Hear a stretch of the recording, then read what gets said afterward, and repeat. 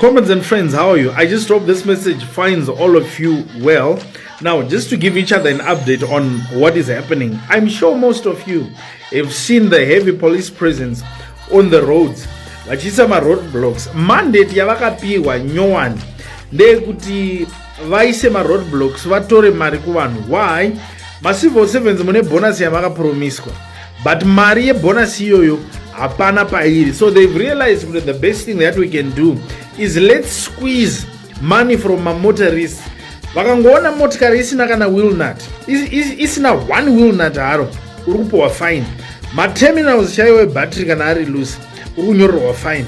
Screen kungoita crack chete, uri kunyorerwa fine. So now vane 3 receipt books avainawo.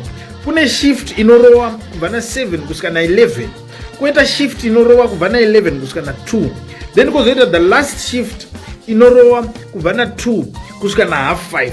And these people mean business. Vari kutotora mari kwete mbichana. And tarisai mararamiro ari kuita vanhu nezvishoma zvavari kuwana. Kutora kuti mapurisa akabva adai zvinobuda here. Macentral Committee akatengerwa motikari. Atengerwa motikari pakabuda more than 20 something million, 23 million US dollars. Asi vanhu ivavavo havabhadhari mutero chaiwo patrogate. They don't pay those people. Vadaro mutero wemotikari chaiwo havaisi, but iwe unenge waisa pashoma mari yaunowana. They want to siphon and take everything from you. And tell me, are these leaders representing you, or they are there to usher in another era of slavery on people? Patinotaura mundarageza vachitaura vachiti vanhu ngavapinde mustreet. Let's protest against these things. People are not forthcoming, but at the end of the day, it's you people that suffer. Emerson Mnangagwa is not there to change the lives of anyone. Mwana watungwarira akaposta achigadzira video akaspenda 10,000 US dollars on just shopping. And those are the leaders that are leading you. And ibvai matarisa kuti chaitwa chaicho chiri kuita kuti life yako munhu iwo uri kutambudzika iite nani chii. Vanatungwarira, they are stealing every day. Kuchaja kuchera 1 bowl vari kubhila hurumende 15,000 US dollars. Ask yourself kuti iwo kuti uzonzi waspenda 10,000 iri kuspendwa nemwana watungwarara unenge wagwesha zvakadii. How many years is that going to take you to raise that kind of money? And you think those leaders are there to make your life better? Since Mnangagwa apinde vanhu vaingopromiswa free education, free education, free education.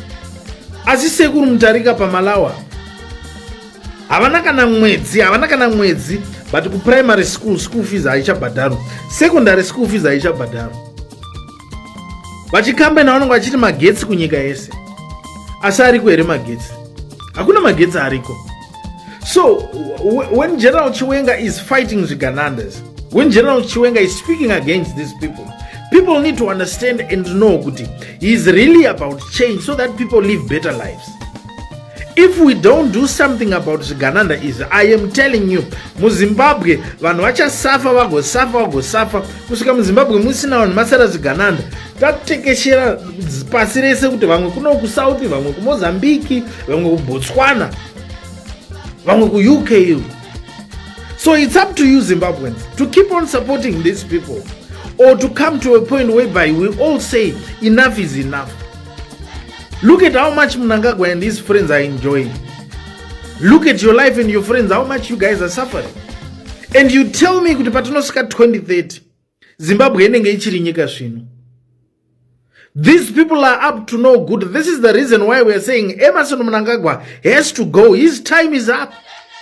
We need to join hands as Zimbabweans and speak with one voice. Zvakwana. Izvi zvanhu muri kuswera muchiita temporary nekanzuro, muri kuswera muchiita temporary nemapurisa mutauni. Why? Muri mune muchitoona kuti mari yacho hapana. Look at how much Vanana Pokela are spending.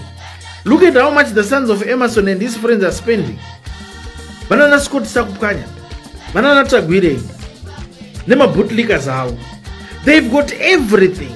They are enjoying. But they are enjoying from the proceeds of corruption.